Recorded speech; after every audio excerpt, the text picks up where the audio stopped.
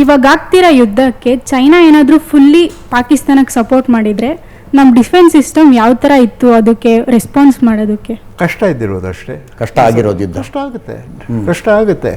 C, ನೀವು China ಇದು ಹೆಸರು ಹೇಳಿದ್ದೀರಾ, ಕೆಲವು ಸರಿ ಕೇಳ್ತಾರೆ ಚೈನಾ ಅಷ್ಟು ಮಾಡಿದೆ ನಾವು ಯಾಕೆ ಹಿಂದೆ ಇದ್ದೀವಿ ಅಂತ ಕೇಳ್ತಾರೆ.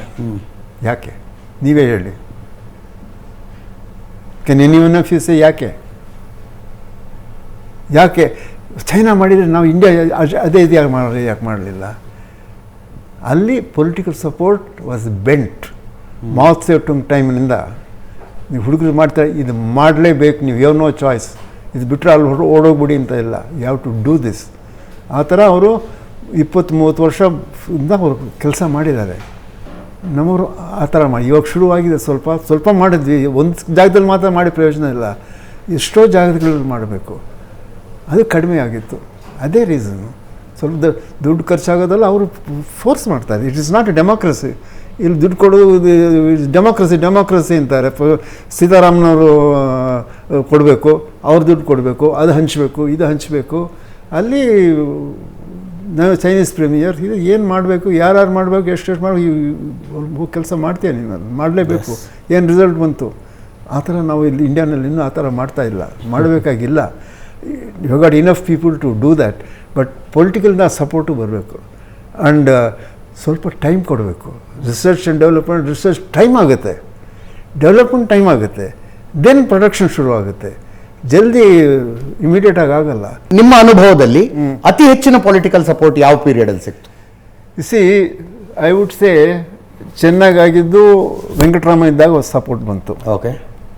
ಆಮೇಲೆ ನರಸಿಂಹರಾವ್ ಅವ್ರು ಜಾಸ್ತಿ ಮಾತಾಡ್ತಿಲ್ಲ, ಮಾಡೋರು, ಕ್ವಾಯಟಾಗಿ ಮಾಡೋರು. ಸಮ್ ಇನ್ಸ್ಟೆನ್ಸಸ್ ಹೇಳ್ತೀನಿ. ಅದು ಆದಮೇಲೆ ಏನಾಗುತ್ತೆ, ನಾವು ಹೇಳ್ತೇಳಿ ಇದನ್ನು ಹೇಳಿದ್ರಲ್ಲ, ವಾಟ್ ಯು ಕಾಲ್ ದುಡ್ಡು ಕೊಡೋದು, ದುಡ್ಡು ಹಂಚೋದು. ಓಕೆ, ಇವ್ರು ನನಗೆ 100 ರೂಪಾಯಿ ಕೊಡ್ತಾರೆ ಅಂತ ಇಟ್ಕೊಳ್ಳಿ. 100 ರೂಪಾಯಿ ಕೊಟ್ಬಿಟ್ಟು ಹೇಳ್ತಾರೆ, ನೀನು 5 ರೇಡಿಯೋ ತಗೋದು ಏನೋ ಹೇಳ್ತಾರೆ. ಅವ್ರು ದುಡ್ಡು ಕೊಟ್ಬಿಟ್ರು ನನಗೆ. ನನ್ನ ಹತ್ರ ಇರೋದು 100 ರೂಪಾಯಿ, ಅದಕ್ಕೆ ಮೇಲೆ ಇಲ್ಲ. ನಾವು ಜಾಸ್ತಿ ನಾವೇನು ಮಾಡ್ತೀವಿ, ಎಲ್ಲಿಂದಾದರೂ ಬರಲಿ, ಎಷ್ಟು ಬರುತ್ತೋ ಅವ್ರ ಹತ್ರ ಹೋಗ್ತೀವಿ. ಅದೇನಾಗುತ್ತೆ, ಚೈನಾ ಸ್ವಲ್ಪ ಚೀಪಾಗಿರುತ್ತೆ, ಅಲ್ಲಿ ಹೋಗಿ ಕೊಂಡ್ಕೊಳ್ತೀವಿ ನಾವು. ಅದೇ ಇದು ಇಂಡಿಯಾನಲ್ಲಿ ಅವ್ರು ಮಾಡ್ತಾ ಇದ್ದಾರೆ, ಅವ್ರು ಸ್ವಲ್ಪ ಜಾಸ್ತಿ. ಸೊ ನನಗೆ 7 ತಾಸು ತಗೊಂಡು ನನಗೆ 5 ಐಟಮ್ಸ್ ಸಿಕ್ಕುತ್ತೆ.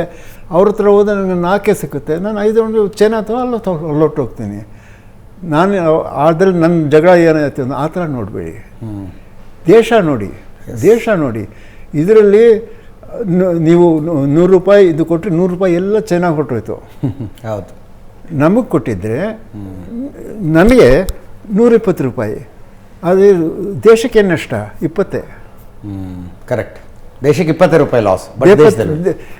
ದೇಶಕ್ಕೆ ನಷ್ಟ ಆಗಿದೆ 20. ನೀವು ಇಂಡಿಯನ್ ತಗೊಂಡ್ರಿ, ನಿಮಗೆ 120 ಆಯಿತು. ಹೌದು. ನೀವು ಚೈನಾದಿಂದ ತಗೊಂಡಿದ್ದೆ 100. ಈಗ ನನಗೆ 100 ರೂಪಾಯಿ ಕೊಟ್ಟಿದ್ದು ನಾನು ಚೈನಾದ ತಗೊಳ್ತೀನಿ.